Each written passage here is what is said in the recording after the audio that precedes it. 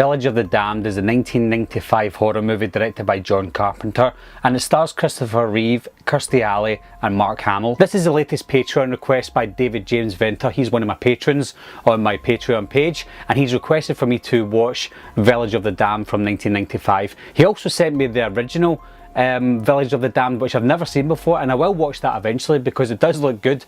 I have seen the 1995 version just one time, and I remember I didn't like it at all, but that was over 20 years ago that I watched it, so it was going to be a refresh for me to watch this for the first time in a long time. A small town's women give birth to unfriendly alien children posing as humans. That's a very basic plot of what this movie is about. There's a little bit more than that when you watch the movie. It's about this little small village, little small town where everybody just collapses at the same time within a certain perimeter. I think it's around about 7 miles radius of all these people just collapsing, and then after a couple of hours, I'm assuming, everybody wakes up.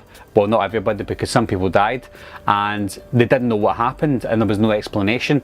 And then we find out during the movie that a bunch of women are pregnant all of a sudden at the same time, and they all give birth at the same time, and that's when all the strange things start to happen when they give birth to these children. Straight from the off, when watching this movie, I had that fog vibe to it.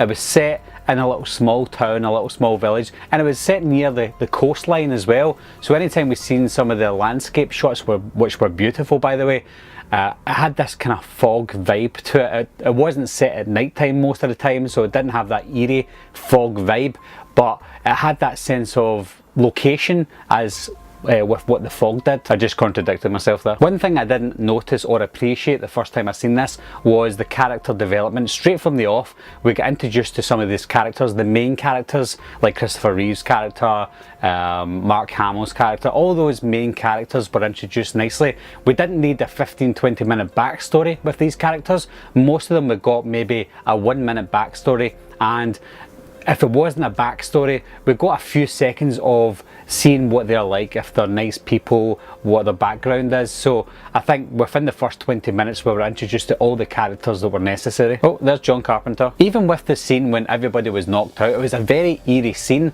but when we saw it, we saw like bird's eye views and nice location shots of these people lying down sleeping, and although it was eerie, it was still beautiful. It was really nice to see, and I think I was concentrating more on the landscape than I was on the people lying on the ground. There was an off-putting scene in this film. I didn't remember it when I first watched it, but watching it now I thought it didn't need to be there. They tried to explain this scene, and this is basically all the women who are going to give birth. They were going to decide whether they want to keep the babies or not. They weren't too sure, but then they all had this simultaneous dream where they were loving their pregnancy and they're going to keep their children. Then they woke up and decided, I'm going to keep my kids. Now, it was explained that that's the reason they were keeping their kids. I just thought the dream sequences were a bit bizarre. Now, up until the halfway point, I was thinking this is just like The Fog, but then the halfway point came along and Kirstie Alley was in this room with all these corporational people, all the government people. It reminded me of Halloween's Season of the Witch, Halloween 3 Season of the Witch, where the corporations and the government are behind what's happening in this little small town. The exact same thing happened in Halloween 3 Season of the Witch, and then when we see it happen in Children of the Damned, Village of the Damned, you think, well, that's very similar to another John Carpenter movie. Even though he didn't direct the movie, he produced Halloween 3. What a stupid optician. In terms of violence and gore, there wasn't that much in this film. In fact, if I watched this movie again, I wouldn't have a problem letting my 8-year-old son watch this film because not much happens. We do see some kids making adults kill themselves, which maybe my 8-year-old shouldn't see that, but we don't see a lot of blood, we don't see a lot of gore. But this isn't a movie where we need to see a lot of blood or gore, so it was acceptable. Another few issues that I had with the film was Kirstie Alley's character. She was very interesting, and she was one of those main characters where we need to see what happens at the end for her.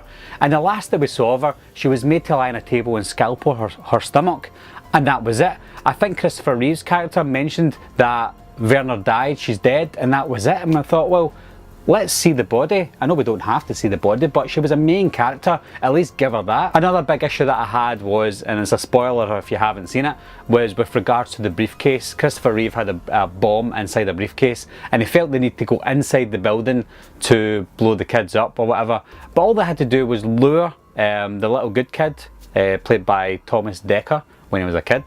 Get him out the building, and you don't have to sit there and sweat about the briefcase. Just walk away or put the briefcase at the side of the barn, because it was a big bomb with what you saw at the end. Despite the minimal flaws that I mentioned throughout this review, I had a good time with this film. I didn't remember enjoying it as much as I did this time, so I'm glad that David asked me to watch this again. And that's a good thing about getting all these people to ask me to review these old horror movies that I haven't seen in years or haven't seen at all, because you do find some gems, and I actually did like Village of the Damned. So thanks again to David for the support on Patreon first of all, and for recommending me to watch Village of the Damned. David sent me a copy of the movie to watch on Blu-ray, which is great. I can add that to my collection as well. It's a really good movie. Anyway guys, thanks a lot for watching again. Thanks for subscribing. I'll see you soon.